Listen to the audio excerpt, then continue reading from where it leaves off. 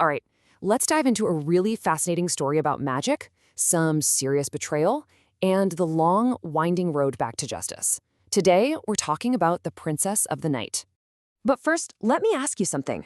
What if the most incredible thing about you, the very thing that made you, you, was a secret you had to keep hidden from everyone, every single day? Well, that exact question is right at the heart of the story we're exploring. It's this incredible fable about a remarkable woman, a whole series of devastating curses, and the journey she has to take to finally get her life back. So, where does our story kick off? Well, like so many great tales, it starts with a powerful king who has one single, all-consuming problem. Okay, so meet King Hosea. This guy is a big deal, a fierce conqueror, ruler of huge lands, and get this, he has 200 wives. But for all that power and all those partners, he is missing the one thing a king absolutely needs, an heir to the throne. So he's getting all this pressure from his people, who are convinced this one woman, Mehnur, comes from an exceptionally fertile family. So reluctantly, he agrees to marry her. But there's a catch. When he actually sees her, he's just really disappointed. He finds her unattractive. Still, for the good of the kingdom, he goes through with the marriage. But here's the thing. Menhor isn't at all what she seems. She is holding a secret that is going to change absolutely everything. A secret about having two skins. So get this. Here is the incredible truth about Mehnar. She was literally born with two skins.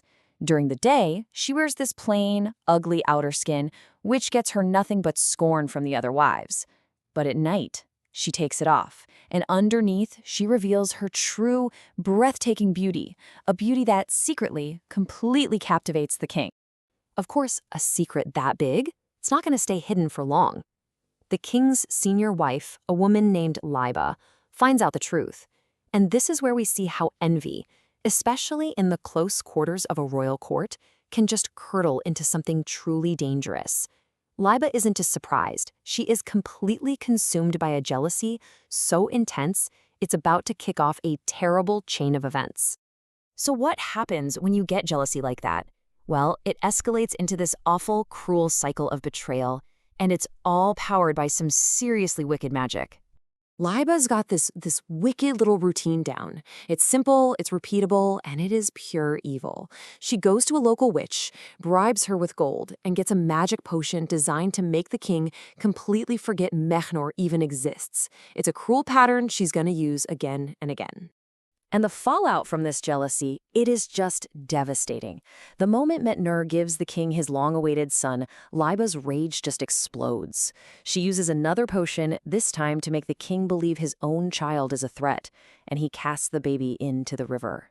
This unbelievable tragedy repeats itself years later, when, after a short reunion, a daughter is born and suffers the exact same fate. I mean, can you even imagine the emotional toll on Mehnur? The story describes her just collapsing in grief, completely and utterly broken by losing her children, and at the hands of the man she loves, who's been magically turned against her. But hope is not lost. Even in the absolute darkest moments of this story, the seeds of justice were being secretly planted, and it all starts with what happened to those children in the river. It turns out there was another powerful woman watching from the shadows all along. Her name was Sakina, known as the Kind Woman, and she was secretly a sorceress with power over water. Every single time a child was cast into the river, she was right there to rescue them, raising them in total safety and secrecy. So, time passes. The son she rescued, he grows up to be this incredibly strong young man. Sakina encourages him to enter the city's wrestling tournaments because she knows he can't be beaten. And just like that, a mysterious, unbeatable champion appears. And yeah, the crowd is amazed by his strength, but what really gets them, what absolutely stuns them, is his face. He is the spitting image of a young King Huzaifa. And this uncanny resemblance, well, it's the very first thread that starts to unravel Liba's entire web of lies. And that resemblance, well, it all builds to this epic final showdown.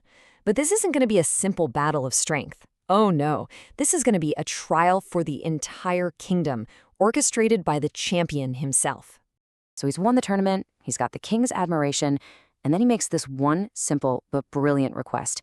He asks for a public trial, but not before the king or his court, before all the people, where their judgment will be final.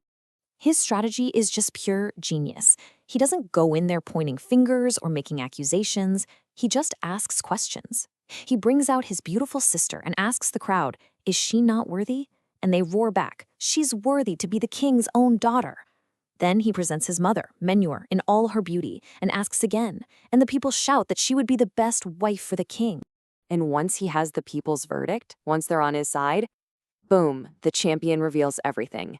He declares he is the king's lost son. This is his sister, and this is his mother, the true queen. And then he lays bare Liba's entire decades-long history of witchcraft, jealousy, and cruelty for everyone to hear. And just like that, justice comes swiftly, and it's total. The spell on the king is broken, and he joyfully embraces his long-lost family. Liba has to face that public justice she agreed to. Menor is finally restored to her rightful place as queen, and a new law is passed to make sure something like this can never happen again. So, how do you celebrate something like this? A family back together, a whole kingdom set right. You throw a party. And not just any party, a feast that went on for a whopping 156 days. It's such a powerful story, and it leaves you with this really fascinating question, doesn't it? In a world filled with magic potions and wicked curses, it wasn't some counterspell that saved the day. It was the truth brought out into the open for everyone to see. It really makes you wonder, is public truth the most powerful magic of all?